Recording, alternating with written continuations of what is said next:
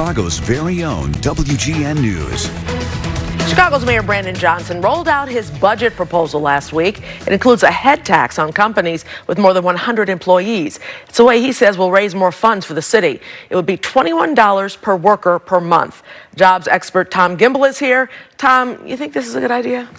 I don't love it. Okay. I don't love it. However, you know, what the argument is for the 40 years ending in 2014, there was a head tax. Oh, was it? Yeah, but that head tax was $4 per employee. Oh, this that's head 21. tax is $21 per employee. Did it make a difference, though, in the budget? No, I mean, listen, $4. Yeah.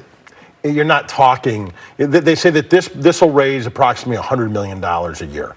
Now, on a $1.6 billion shortfall, less than 10%. Yeah. If you're going to scare, I mean, the real fear here is that companies won't hire people in Chicago. Okay. So if you have an office in Oak Brook or Schaumburg or Gurnee or wherever, Bolingbrook, you'll have employees out there and not have to pay the head tax. And more people will go. And if you're going to start up a company, why not start it up outside of Chicago proper and not pay that? That's really the objection. So it sounds to me like it could hurt the city. Yeah, I think the amount of revenue it can increase compared to what the budget shortfall is, I think it's one more avenue that people are going to say, you're trying to take more from the people that are giving to the city, which is the companies, which they're already paying taxes anyways, instead of trying to lean the city's budget. And it's not just cutting programs. Sometimes it's just looking and saying, you know, do we have some areas where we not only people always say, oh, it's downsizing and letting people go. Sometimes it's just doing salary cuts. Right? Ooh. When I was running a company,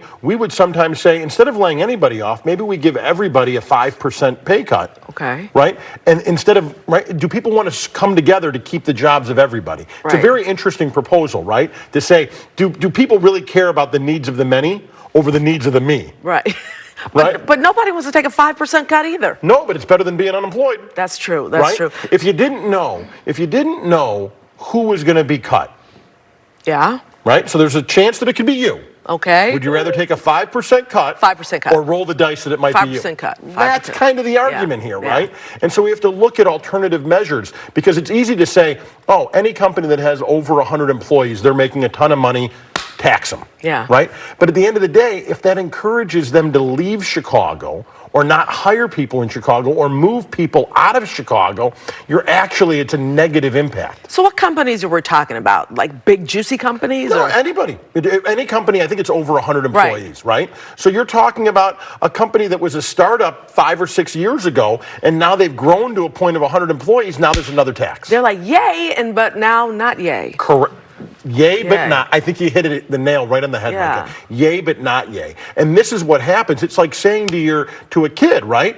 If you get great grades, we're going to give you X, and then say, oh, by the way, you got to pay more taxes or you got to work harder. Yeah. It's like it's always a bait and switch. We're going to give you something. So where's the encouragement for a Chicago company to keep investing in the city? And that's what we need more than ever right now is companies who want to be here and invest because the infrastructure needs. Think about this. If you employ 100 people, number one, employers pay payroll taxes. Yes. Number two, you're renting space, right? Back to the office is a real thing now. Overhead. You're renting space. Yeah. You have insurance costs that you're paying. You have employees that are coming down. They're paying for transportation on Metra, right? And then they're buying lunches and they're doing all these things in the city. They stay after work for happy hour in the city. All of those things add revenue. You discourage that, the city loses money. What is the option, though? Not to spend so much. Okay. I mean, I guess that's it because, property taxes, of course, was an option, but he took that off the board. Correct. But so this, to me, from what you're saying, is going to hurt the employer and the employee. I think it ends up hurting everybody overall. Yeah. I think now. The economy? Now the question may be, do you start, what I think the mayor should have done is probably started with that $4 per head, right? Because at $4 per head. So go back to the way it was. Go back to a really low number and see, but to start off at such a high number is just always going to, right? And this is that tax dynamic, right? Who can afford the most?